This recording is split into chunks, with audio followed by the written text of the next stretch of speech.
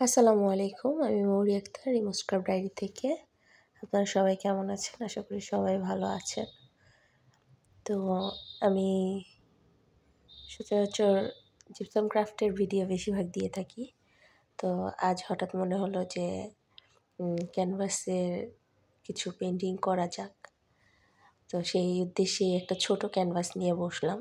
আসলে আমি তো প্রফেশনাল কোনো কিছু শিখে বা অ্যা সেভাবে স্টার্ট করিনি কিছুই। বাট অলওয়েজ আমার ক্যানভাসে ছবি আঁকা, কালার আমার অলওয়েজ পছন্দ।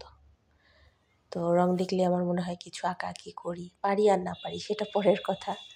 কিন্তু চেষ্টা করতে সমস্যা কি? তো আজকেও সেরকমই কিছু। রাত বাজে ৯টা।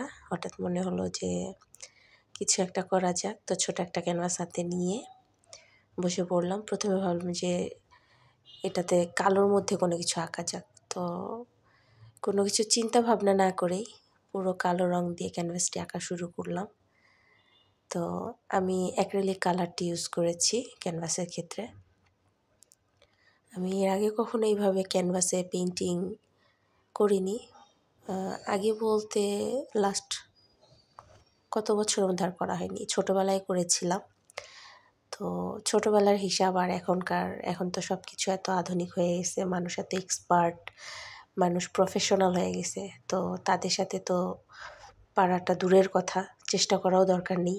নিজের মতো করে কোনো মতে একটু ট্রাই করলাম যে দেখি পারি কিনা ক্যানভাসে ছবি আঁকতে, নিজের ঘরের জন্যই।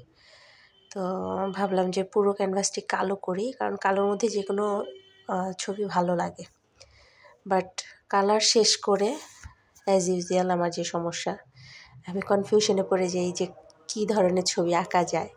তো যাই হোক, কালো কালারটি শেষ করলাম।